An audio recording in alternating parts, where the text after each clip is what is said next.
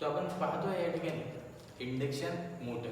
आता बघा, जेवढंही आपण बघतो या ठिकाणी लोडिंग बघतो आपल्या पॉवर सिस्टीमवरती, जेवढीही लोडिंग आपण पाहणार पॉवर सिस्टीमवरती त्यातली 80 to 85% जी लोडिंग असते ही असते इंडक्शन मोटर. म्हणजे टोटल जी पॉवर सिस्टीमवर सपोज करा 100% लोडिंग आहे, त्यातले 80-85% जो लोड राहतो हा राहतो इंडक्शन मोटर. आता याच्या मागे रिझन काय? सगळ्यात जास्त जी यूज केली जाते मोटर ती यूज केली जाते इंडक्शन मोटर. त्याच्या मागचे रिझन काय? सगळ्यात पहिलं रिझन आहे की इंडक्शन मोटर आहे तुमची चीप. ठीक आहे, अँड मेंटेनन्स फ्री. चीप आहे, सोबत काय आहे? मेंटेनन्स फ्री आहे.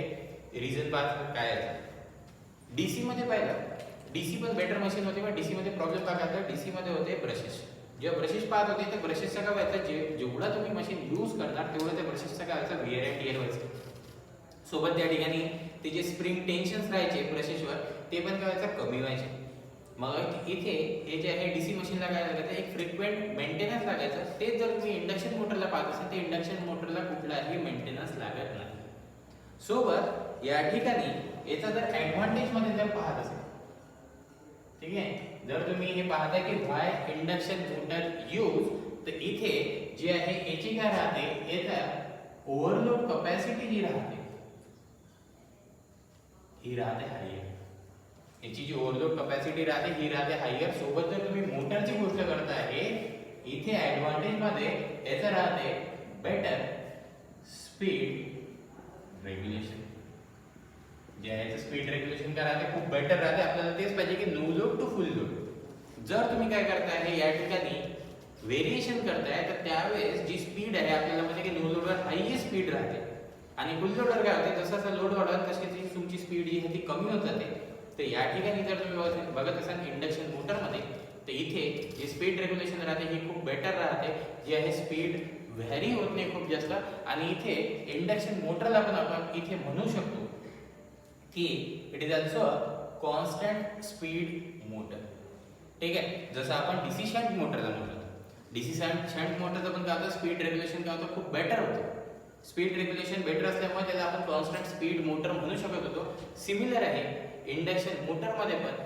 आता हे तर सगळं पाहिलं की आपण का बरं एवढा जास्त जो लोड आहे, आपण म्हटलं 80-85% लोड पूर्ण पॉवर सिस्टीमवरचा हा जो आहे हा तुमचा इंडक्शन मोटर आहे. तर थोडंसं इंडक्शन मोटर बद्दल बघून घेऊ की इंडक्शन मोटर काय आहे.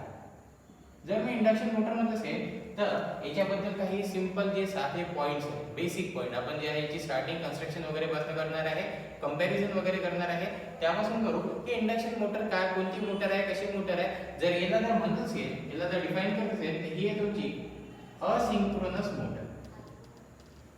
ठीक आहे, ही आहे तुमची असिंक्रोनस मोटर. असिंक्रोनस म्हणजे काय की ही कधीही सिंक्रोनस स्पीडवर रन करणार नाही. आता सिंक्रोनस स्पीड काय असते? जर सिंक्रोनस स्पीड पास असेल तर सिंक्रोनस स्पीड राहते ns = 120 f डिवाइडेड बाय काय राहते p. याला म्हणतो असतो आपण सिंक्रोनस स्पीड. ठीक आहे, जे आहे ज्याच्यावर ही मोटर कधीही रन होत नाही, ही नेहमी काय होते? ही नेहमी एक तर होणार बिलो सिंक्रोनस स्पीड, एक तर होणार बिलो सिंक्रोनस स्पीड, और काय होणार या ठिकाणी अबाव सिंक्रोनस स्पीड. जर मी मोटरची गोष्ट करतो आहे तर ही मोटर नेहमी रन करेल बिलो सिंक्रोनस स्पीड. ठीक आहे, जेव्हाही तुम्ही पाहणार इंडक्शन मोटरमध्ये ही जी आहे ही तुमची रोटर स्पीड आहे, ही आहे तुमची सिंक्रोनस स्पीड. सिंक्रोनस स्पीड नेहमी काय राहणार? रोटर स्पीड पेक्षा काय राहणार? जास्त राहणार. और असं म्हणू शकता की ही काय राहणार? कमी राहणार. और याच्यामध्ये मी असंही म्हटलं की हे पण पॉसिबल आहे की ns greater than n, sorry या ठिकाणी n is greater than ns, हे पण पॉसिबल आहे. अबाव सिंक्रोनस स्पीड पण पॉसिबल आहे. आता बघा डीसी मध्ये काय पाहिलं होतं? डीसी मध्ये पाहिलं होतं की जर तुमचा जे डीसीच्या कंडिशन पहा, डीसीच्या कंडिशन होत्या जर तुमचा EB हा लेस दॅन असेल V, तर या ठिकाणी आपण काय पाहिलं होतं? EB लेस दॅन V असेल तर ही काय इथे मोटरिंग ऍक्शन होते. जर टर्मिनल व्होल्टेज जास्त EB कमी त्याला मोटर म्हटलं होतं आपण. आणि या ठिकाणी जर असं जर झालं V is less than EB, हा EB EG सारखाच असतो, EB म्हणा और EG म्हणा, दोन्ही सारखेच आहे 5 या कंडिशनला काय झालं होतं, हे झालं होतं जनरेटर. जनरेटर आणि मोटरचे आपण कंडिशन पाहिलं होतं की या ठिकाणी जे आहे तुमचा पॉवर सप्लाय कसा राहतो काय राहतो. इथे हे जे आहे एक मोटर ॲज अ जनरेटर म्हणून ऑपरेट होत होती जेव्हा आपण पाहिलं रिजनरेटिव्ह ब्रेकिंग. हे जेव्हा असं राहतं टर्मिनल व्होल्टेज कमी होते, जो तुमचा बॅक ईएमएफ आहे और जनरेटेड व्होल्टेज हा जेव्हा जास्त होते तर तो काय होते ऍक्ट होते ॲज अ जनरेटर म्हणून. ही कंडिशन केव्हा व्हायची होते, जेव्हा तुम्ही काय करता स्पीड रेटेड स्पीडच्या अबाव स्पीडवर, जी पण रेटेड स्पीड आहे, सपोज करा की 1500 आरपीएम रेटेड स्पीड आहे, त्याच्या अबाव वर जर तुम्ही मोटरला रोटेट केलं तेव्हाच काय होणार, ते ऍक्ट होणार as a generator. Similar condition आहे तुमच्या इंडक्शन मोटरमध्ये.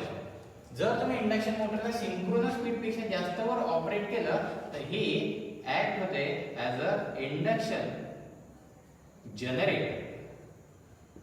ठीक आहे, मोटर ऍक्ट होऊ शकते ॲज अ इंडक्शन जनरेटर. इथे कंडिशन फक्त लक्षात घ्या, हे कधीही सिंक्रोनस स्पीडवर रन होणार नाही. बिलो सिंक्रोनस स्पीड जर रन होत असेल तर त्याला आपण म्हणू, जे आहे ते मोटरिंग ऍक्शन होतं त्याला आपण म्हटलं असिंक्रोनस मोटर. आणि जर अबाव सिंक्रोनस स्पीड होत असेल तर त्याला आपण म्हणतो इंडक्शन जनरेटर. अजून बघा, जर मी बघत असेल याच्यामध्ये इंडक्शन मोटर बद्दल आपल्याला काही पॉइंट्स जर बघायचे तर induction motor is a singly excited motor. आता हे सिंगली एक्साइटेड का असते, डबली एक्साइटेड का असते. ठीक आहे, डीसी मध्ये पाहिलं एकच सप्लाय होता. ठीक आहे, डीसी मध्ये पाहिलं आपण एकच सप्लाय होता. जर तुम्ही सिंगली एक्साइटेड बघत असेल, सिंगली एक्साइटेड आणि डबल एक्साइटेड, मी दोघांचाही डिफरन्स सांगतो तुम्हाला. डबल एक्साइटेड मध्ये काय राहते आणि सिंगली एक्साइटेड मध्ये जे आहे काय राहते. जर सिंगली एक्साइटेड असेल तर एकाच टाइपचा सप्लाय राहतो, तो आहे एसी. एकाच टाइपचा सप्लाय. ठीक आहे, एकाच टाइपचा सप्लाय असेल तर त्याला म्हणतो आपण singly excited singly excited induction motor. जे आहे तुमची म्हणजे तुम्ही एकाच टाइपचा सप्लाय दिलाय. आणि जर डबली एक्साइटेड मोटर बघत असेल तर डबली एक्साइटेड काय राहते, तुम्ही एसी अँड डीसी बोथ दिलेला आहे. और असं म्हणू शकता की तुम्ही जर दोन टाइपचा सप्लाय दिला, जर तुम्ही दोन टाइपचा सप्लाय दिला तर त्याला आपण म्हणू डबली एक्साइटेड. आणि एका टाइपचा जर सप्लाय देत असेल त्याला आपण म्हणू सिंगली एक्साइटेड. हे केव्हा राहते, हे डबल एक्साइटेड काय एसी आणि डीसी दोन्ही केव्हा देता तुम्ही, हे देत असता सिंक्रोनस मोटरमध्ये. एक लक्षात घ्यायचं, डबल एक्साइटेड कोणती राहते, डबल एक्साइटेड सिंक्रोनस मोटर राहते. आपण इंडक्शन मोटर पाहता ते इंडक्शन मोटर ऑलवेज काय राहते तुमची सिंगली एक्साइटेड मोटर, ज्याला एकाच टाइपचा दिला आहे सप्लाय दिला आहे. आणखी याच्यामध्ये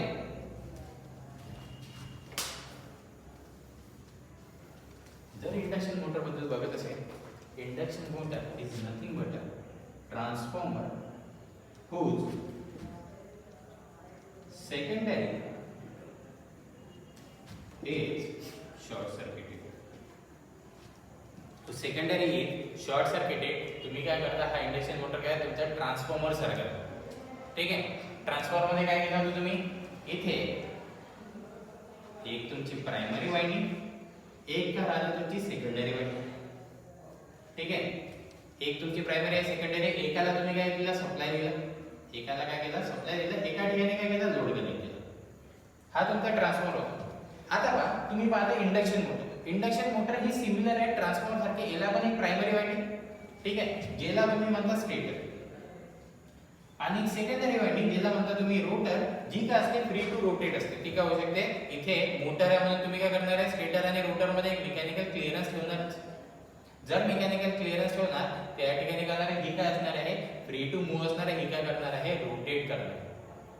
ठीक आहे, अशा केस मध्ये हे पण एक सांगतो की तुम्ही काय करता, ते ट्रान्सफॉर्मर मध्ये तुमच्या जे वाइंडिंग्स होता ना त्याला तुम्ही म्हणू शकत होते की ते कॉन्सन्ट्रेटेड वाइंडिंग होते एकाच कोपऱ्यात. या ठिकाणी या जे वाइंडिंग्स असतात त्या डिस्ट्रीब्युटेड वाइंडिंग्स असतात. याला डिस्ट्रीब्यूट केला जाते ओव्हर दी सर्कम्फरन्स. जे सर्कम्फरन्स आहे त्याच्यावर काय केलं आहे, डिस्ट्रीब्यूट केलं आहे प्रॉपरली, सो दॅट की या ठिकाणी आपण याचा डिफरन्स बघू की सो दॅट काय की हा प्रोड्यूस करू शकेल रिव्हॉल्विंग मॅग्नेटिक फील्ड. आणि जेव्हा रिव्हॉल्विंग मॅग्नेटिक फील्ड प्रोड्यूस करेल तेव्हाच काय होणार आहे, इथे ईएमएफ इंड्यूस होणार, करंट फ्लो. ठीक आहे, ते हे जे पाहिलं आपण स्टेटर आणि रोटर. आता याच्यावर एक छोटासा कन्सेप्ट सांगतो मला. जर मी फक्त ट्रान्सफॉर्मर पाहतोय, सध्या इंडक्शन मोटर मी ट्रान्सफॉर्मर पाहतोय. ट्रान्सफॉर्मरच्या केसमध्ये मला एक सांगा, जर मी लोड व्हेरिएबल ठेवतो, जर मी लोड व्हेरिएबल ठेवला तर अशा केसमध्ये हा जो आहे इथे काय होते I2 जो करंट फ्लो होते हा पण कोणता करंट फ्लो होते, हा करंट फ्लो होते लोड इक्विव्हॅलेंट करंट. ठीक आहे, हा कोणता करंट फ्लो होते लोड इक्विव्हॅलेंट करंट. याचाच इक्विव्हॅलेंट जो रेशो येणार तो तुमचा या ठिकाणी ट्रान्सफॉर्मेशन रेशो असणार त्याच्यानुसार इकडे करंट फ्लो होणार आहे. म्हणजे बा जर तुम्ही लोड सेकंडरीला कनेक्ट केला तर सेकंडरी मध्ये पण लोड इक्विव्हॅलेंट करंट फ्लो होते आणि प्रायमरी मध्ये पण काय होते लोड इक्विव्हॅलेंट करंट काय होते फ्लो होते. आपल्याला माहिती आहे की इथे जर 1 एंपियर इथे जर 1 एंपियर असेल, मी जर असा रेशो घेतला तर इकडे किती होऊन जाणार 10 एंपियर. इकडे करंट जर तुम्ही जर आणखीन कमी केला तर इकडे काय होते करंट कमी होते. जसं असं लोड वाढते तसं काय होते दोन्ही साइडला त्याचा इफेक्ट तुम्हाला पाहायला मिळतो. आता हे इंडक्शन मोटर मध्ये बघू आणि इंडक्शन मोटर मध्ये आणखीन बेटर बघायचं क्लिअर होतं. इंडक्शन मोटर मध्ये तुम्ही काय करता तुमचा जो लोड असता तो देत असता रोटरवर. रोटर काय तुमचा रोटेटिंग पार्ट आहे. अशा जर लोड वाढवला तर रोटर मधला करंट चेंज होणार आणि तुमच्या काय स्टेटर मधला हे करंट चेंज होणार. आता एक कन्सेप्ट आपण पाहिला होता ज्याचं नाव होतं आर्मेचर. ठीक आहे, याचं काय नाव पाहिलं होतं आपण आर्मेचर. आता आर्मेचरच्या केस मध्ये काय होतं आपण पाहिलं की आर्मेचर तो होता ज्याच्यातनं लोड इक्विव्हॅलेंट करंट फ्लो होतो.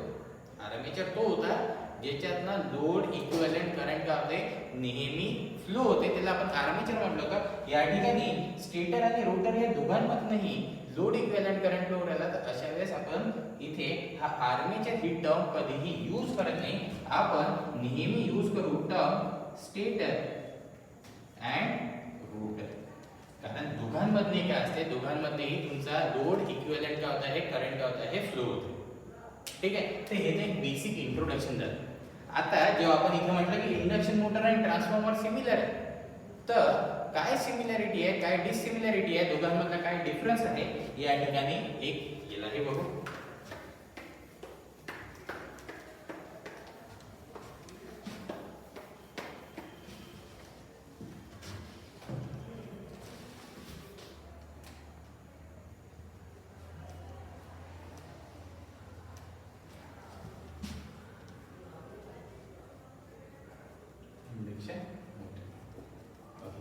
आता फर्स्ट पॉइंट जर बघत असेल ट्रान्सफॉर्मर आणि इंडक्शन मोटर मध्ये काय डिफरन्स आहे काय सिमिलॅरिटी. सिमिलॅरिटी तर पाहिलं की इंडक्शन मोटर काय सिमिलर टू ट्रान्सफॉर्मर. आपण पाहतो आता डिसिमिलॅरिटी डिफरन्स काय आहे दोघांमध्ये. ठीक आहे, जर ट्रान्सफॉर्मरची गोष्ट करतो फर्स्ट ट्रान्सफॉर्मर मध्ये कुठल्याही टाइपचं एनर्जी कन्वर्जन होत नाही. ठीक आहे, तर या ठिकाणी आपण इथे म्हणू it is not a energy conversion device. ठीक आहे, तसेही तुम्ही ट्रान्सफॉर्मरला मशीन मध्ये कॅटेगराइज करत आपण पाहिलं होतं transformer is a static device. Static device म्हटलं तर त्या ठिकाणी कुठलाही एनर्जी कन्वर्जन होत नाही. जी एनर्जी तुम्ही प्रायमरीला देता तीच काय मिळते सेकंडरीला मिळते. इथे या ठिकाणी काय आहे की जर इंडक्शन मोटर बघत असेल तर इंडक्शन मोटर काय आहे एनर्जी कन्वर्जन डिव्हाइस. ठीक आहे, इथे काय होत असते एनर्जी कन्वर्ट होते. जी तुम्ही इलेक्ट्रिकल एनर्जी देता ती काय होते कन्वर्ट होते तुमच्या मेकॅनिकल एनर्जी मध्ये. ऑफकोर्स काय होणार आहे रोटर काय होणार आहे रोटेट होणार आहे. दुसरं जर मी ट्रान्सफॉर्मर मध्ये पाहिलं ट्रान्सफॉर्मर मध्ये फ्रिक्वेन्सी काय राहते कॉन्स्टंट फ्रिक्वेन्सी राहते. इथे काय राहते तुमची काय राहते कॉन्स्टंट फ्रिक्वेन्सी. कॉन्स्टंट फ्रिक्वेन्सी म्हणजे काय तुम्ही प्रायमरीची फ्रिक्वेन्सी पहा किंवा सेकंडरीची फ्रिक्वेन्सी दोन्ही फ्रिक्वेन्सी काय राहतात सेम राहतात. कारण या ठिकाणी जेव्हा ही एनर्जी जी ट्रान्सफर होते एनर्जी जेव्हा ट्रान्सफर होते प्रायमरी टू सेकंडरी ही ट्रान्सफर होत असताना फ्रिक्वेन्सी नेहमी तुमची कॉन्स्टंट राहते. आपण पाहिलं की जे इनपुट दिलं जसा करंट दिला जी करंटची फ्रिक्वेन्सी राहणार ती फ्लक्सची राहणार. ती फ्लक्सची राहणार तेच फ्लक्स लिंक होणार त्या ज्या फ्रिक्वेन्सीचे फ्लक्स लिंक होणार त्या फ्रिक्वेन्सीचा काय होणार आहे ईएमएफ इंड्यूस होणार आहे. अशा वेळेस तुम्हाला सेकंडरी साइडला पण काय मिळते तीच फ्रिक्वेन्सी मिळते. पण इंडक्शन मोटरच्या केस मध्ये याला आपण म्हणू व्हेरिएबल फ्रिक्वेन्सी जे आहे त्याला म्हणू व्हेरिएबल फ्रिक्वेन्सी डिव्हाइस म्हणू. की या ठिकाणी और इंडक्शन मोटर मध्ये काय राहणार व्हेरिएबल फ्रिक्वेन्सी राहणार और याला आपण म्हणू शकतो स्लीप फ्रिक्वेन्सी. या टर्मचा आपण बघू या टर्म डिस्कस करू की स्लीप काय राहते. इथे फ्रिक्वेन्सीचं कसं काय व्हेरिएशन होतं की जी स्टेटरची फ्रिक्वेन्सी राहते आणि तुमची रोटरची फ्रिक्वेन्सी राहते, या दोन्ही काय राहतात तुमच्या डिफरंट राहतात in case of induction motor. ठीक आहे. नेक्स्ट जर मी या ठिकाणी म्हणत असेल तर याचे जे प्रायमरी होते अँड सेकंडरी होते हे काय तुमचे इथे आपण पाहिलं होतं, हे काय होते लिंक होते मॅग्नेटिकली. ठीक आहे. जर मी पाहत असेल ट्रान्सफॉर्मरच्या केसमध्ये जे आहे प्रायमरी आणि सेकंडरी लिंक होते मॅग्नेटिकली आणि दोन्ही काय होते स्टेशनरी होते आणि दोन्ही काय होते स्टेशनरी होते. तेच जर इंडक्शन मोटरच्या केसमध्ये पाहत असेल प्रायमरी और या ठिकाणी आपण त्याला म्हणू stator and rotor are moving और याला म्हणू आपण रोटेटिंग और हे और इथे म्हणू आपण और नॉट स्टेशनरी. ठीक आहे. स्टेटर आणि रोटर आपण पाहिलं, रोटर काय करते रोटेट करते, स्टेटर तुमचा काय ते स्टेशनरी पार्ट आहे. ओके. नेक्स्ट पार्ट की या मॅग्नेटिक सर्किटच्या बाबतीत जर म्हटलं तर ट्रान्सफॉर्मर मध्ये जे होतं ते होतं कंटिन्युअस मॅग्नेटिक सर्किट. हे कंटिन्युअस मॅग्नेटिक सर्किट काय होतं की फ्लक्स काय करायचा पूर्ण कोअर मधनं फ्लो व्हायचा. हे पाहिलं होतं आपण इथे हा फ्लक्स काय होता हा पूर्ण कोअर मधनं जे आहे फ्लो व्हायचा, इथे कुठेही डिसकंटिन्युटी नव्हती. डिसकंटिन्युटी म्हणजे काय की जर तुम्ही पाहता जेव्हा इंडक्शन मोटर तर याच्यामध्ये स्टेटर आणि रोटर मध्ये इन्सर्ट केली राहते एअर गॅप. मी एअर गॅप बद्दल डिस्कस केलं आहे. एअर गॅपच तुमची सांगते की ओव्हरलोड कॅपॅसिटी किती आहे. तर जेव्हा एअर गॅप इन्सर्ट करता कशासाठी तुमचा रोटर फिरला पाहिजे. ठीक आहे. फिरला पाहिजे याच्यासाठी तुम्ही काय करता एक मेकॅनिकल क्लिअरन्स देता. मेकॅनिकल क्लिअरन्स दिला तर या ठिकाणी जे मॅग्नेटिक सर्किट बनून जाते ते बनून जाते तुमचं डिसकंटिन्युअस. ते बनून जाते तुमचं डिसकंटिन्युअस सर्किट. ठीक आहे. तर हे जे होतं हे जे आपण पाहतोय या ठिकाणी हे आहे तुमचे जे आहे difference between induction motor and transformer. आणखीन एक लास्ट फक्त सांगतो की जसं कंटिन्युअस मॅग्नेटिक सर्किट होतं कंटिन्युअस मॅग्नेटिक सर्किट होतं या ठिकाणी काय होता या पाथचा जो रिलक्टन्स होता हा खूप कमी होता. या पाथचा रिलक्टन्स काय होता खूप कमी होता. जसा रिलक्टन्स कमी होता याचा जो मॅग्नेटायझिंग करंट राहायचा हा राहायचा 3 to 5%. याचा जो मॅग्नेटायझिंग करंट राहायचा मॅग्नेटायझिंग कंपोनंट आपण पाहिलं हा राहायचा तुमचा 3 to 5%. वेळेस जर इंडक्शन मोटर पाहत असेल तर इंडक्शन मोटर मध्ये हा मॅग्नेटायझिंग करंट राहते 20 to 30%. आहे 20 to 30% होऊ शकते. आता जे आहे इथं आपण इथे पाहिलं की पूर्ण डिफरन्स काय. ठीक आहे. आता सिमिलॅरिटी बघू. एक सिमिलॅरिटी तुम्हाला ट्रान्सफॉर्मर मध्ये आपण पाहिलं की जसा तुम्ही लोड चेंज करा जसा तुम्ही काय होणार आहे लोड चेंज करा हा इनपुट शेवटी कोणाकडे घेणार आहे हा इनपुट घेणार आहे तुमच्या प्रायमरी पासून सोर्स पासूनच नाही. तसं जर तुम्ही इंडक्शन मोटर मध्ये पाहताय लोड नेहमी मोटर जर म्हटलं तर लोड मेकॅनिकल लोड राहणार तो नेहमी रोटरवर राहणार. आता हा रोटर जो आहे नेहमी सप्लाय कोणापासून घेणार हा घेणार स्टेटर पासून आणि हे दोन्हीही जे तुम्ही पाहताय जे सप्लाय घेत आहे हे दोन्हीही ऑपरेट करणार एकाच प्रिन्सिपलवर ज्याचं नाव आहे Faraday's law of electromagnetic induction. हा काय करेल हा डिमांड करेल जे आहे डिमांड करेल पॉवर कोणाला स्टेटरवर. जेवढी तुम्हाला मेकॅनिकल पॉवर पाहिजे जेवढीही मेकॅनिकल पॉवर पाहिजे ही आता सप्लाय कोण करणार आहे रोटरला स्टेटर. ठीक आहे. या सिमिलॅरिटीज आहे खूप साऱ्या गोष्टी सेम आहे इंडक्शन मोटर आणि तुमच्या ट्रान्सफॉर्मरच्या हा यूज होणारच आहे. जसं जसं आपण पुढे जाऊ जसं जसं वर्किंग बघू लोडिंग कंडिशन बघू तसं तुम्हाला हे पूर्ण कळेल. आता हे बघत असताना ना आपण एक अजून एक इथे डिफरन्स क्रिएट केला होता. एक डिफरन्स क्रिएट केला होता की मी इथे म्हटलं की इथे सिंगली एक्साइटेड राहते तुमची इंडक्शन मोटर आणि डबली एक्साइटेड राहते तुमची सिंक्रोनस मोटर. तर त्याच्याबद्दलही बघू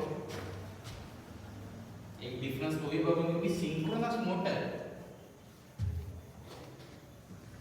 आणि इंडक्शन मोटर मध्ये काय डिफरन्स आहे.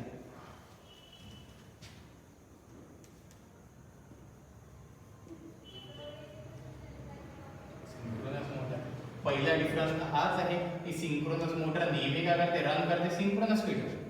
नेहमी काय करते रन करते सिंक्रोनस स्पीडवर आणि इंडक्शन मोटर काय करते रन करते below synchronous speed. Induction motor काय करते नेहमी काय करते रन करते बिलो सिंक्रोनस स्पीड.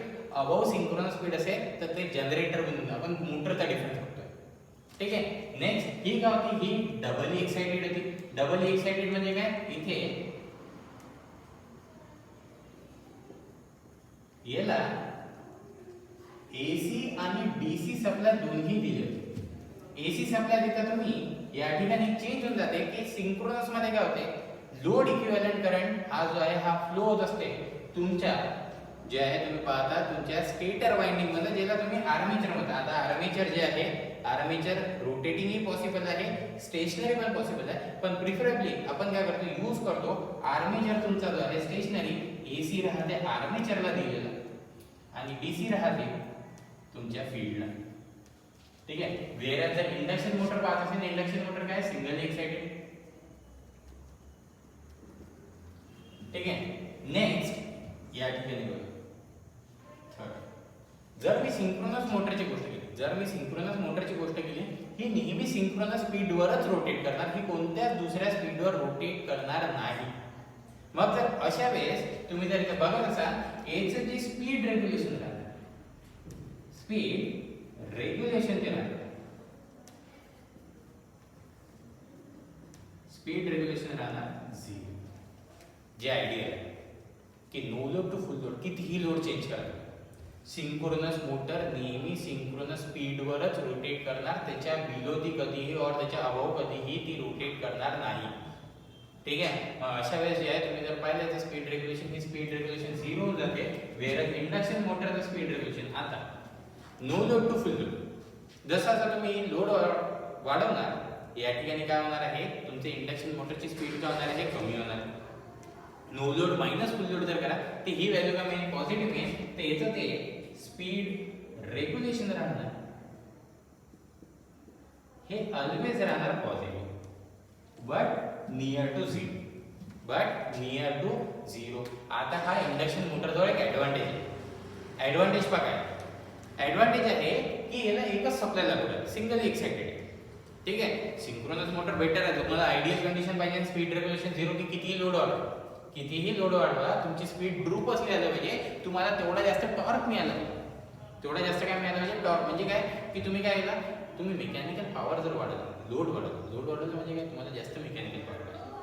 जास्त मेकॅनिकल जर पॉवर पाहिजे तर तशा सिच्युएशनला तुम्हाला काय स्पीड कॉन्स्टंट ठेवून टॉर्क वाढवावं लागतं. जर तुम्हाला तुम्ही काय पाहताय, जर तुम्हाला पॉवर वाढवायची म्हणजे काय करताय, स्पीड कॉन्स्टंट ठेवून टॉर्क वाढवा, तुमची पॉवर वाढेल. ठीक आहे. स्पीड वाढेल, टॉर्क वाढेल, हे दोन्ही सायमल्टेनियसली पॉसिबलच नाही. स्पीड नेहमी कमी होणार, तुम्हाला काय टॉर्क मेंटेन करताय, टॉर्क वाढवायचं, स्पीड कॉन्स्टंट ठेवून टॉर्क काय केलं जाते, वाढवलं जाते. मग अशा वेळेस जे आहे बेस्ट आहे तुमची सिंक्रोनस मोटर, याच्यामध्ये काय होते, स्पीड नेहमी कॉन्स्टंट राहते, लोड कितीही वाढवतो त्याला सप्लाय करू शकतो. पण वेअरएज इंडक्शन मोटरमध्ये काय होतं, इंडक्शन मोटरमध्ये असं होते की तुम्ही लोड वाढवला तर टॉर्क वाढेल पण स्पीड थोडी कमी होते. ठीक आहे. जेवढा तुम्ही लोड वाढत जाणार तेवढी स्पीड काय होत जाणार, कमी होत जाणार, आणि टॉर्क काय होत जाणार, तुमचा काय होत जाणार आहे, वाढत जाणार आहे. तुम्ही ज्या रिजनमध्ये याला ऑपरेट करणार ना त्याला, इथे तुम्ही म्हणू शकता की induction motor is a constant power drive. ठीक आहे. Constant power drive. तुम्ही ना असं नाही की एक किलोवॅटची तुम्ही एक मोटर घेतली, और इथे सिंपल 5 HP ची मोटर घेतली. ठीक आहे. हे 5 HP काय असते, जर 5 HP चा तुम्ही एक पंप पाहता, ठीक आहे, हे 5 HP काय आहे, 5 HP असते तुमची आउटपुट पॉवर. नेहमी लक्षात घ्या, ज्या रेटिंग्स मोटरच्या वगैरे दिल्या राहतात हे तुमच्या आउटपुट पॉवरच्या राहतात.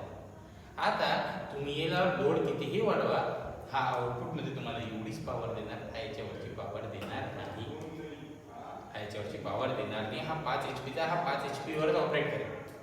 ठीक आहे. नो लोडला ऑफकोर्स कमी, पण जर मी असं म्हणतो की फुल लोड तुम्ही करताय आणि त्यानंतर लोड वाढत आहे, त्या कंडिशनला सांगतोय आउटपुट पॉवर नेहमी 5 HP राहणार, हा कॉन्स्टंट पॉवर ड्राईव्ह म्हणूनच ऑपरेट होतो. ठीक आहे. आणि या ठिकाणी जर तुम्ही याला पाहत असाल, सिंक्रोनस मोटरला तुम्ही असं म्हणू शकता it is a variable power drive, की लोड वाढवला, स्पीड कॉन्स्टंट, टॉर्क वाढते, म्हणजे तुमची पॉवर काय होत जाते, इन्क्रीज होत जाते. आता या दोघांमध्येही हे जे आहे आपण पाहिलं की काय यांचे जे आहे प्रत्येकाचे काय ॲडव्हान्टेजेस आहे, प्रत्येकाचे काय डिसएडव्हान्टेजेस आहे. या सगळ्यांमध्ये ना आपण प्रिफर करतो इंडक्शन मोटर. एक पहिला तर कॉस्टिंग, मी म्हटलं की induction motor is very cheap. ठीक आहे. मेंटेनन्स फ्री, याच्यात तरी मेंटेनन्स आहे. त्याच्यात मेंटेनन्स कसं, सिंक्रोनस मध्ये फील्डला डीसी सप्लाय देणार, फील्ड रोटेटिंग असते. मग रोटेटिंग जर असेल तिथे सप्लाय देते तर तुम्हाला काय लागणार, ब्रशेस लागणार. आणि ब्रशेस म्हटलं तर तिथे काय येणार, मेंटेनन्स येणार. सोबत दोन दोन सप्लाय लागतात आहे, दोन वेगळ्या वाइंडिंग लागतात, दोन वेगळ्या वाइंडिंग लागणार आहे. वेळेत इंडक्शन मोटरमध्ये एक मोटर आपण यूज करतो तिचं नाव आहे squirrel gauge induction motor. Squirrel gauge induction motor ज्याच्यामध्ये तुम्हाला फक्त एक वाइंडिंग करावं लागते, स्टेटर वाइंडिंग. रोटरमध्ये वाइंडिंग करायची काही गरज नाही. तुम्ही काय करता, रॉड्स घेता, त्यांना काय करता, ते एंट्रीजने शॉर्ट सर्किट करता आणि त्याला प्लेस करून देता.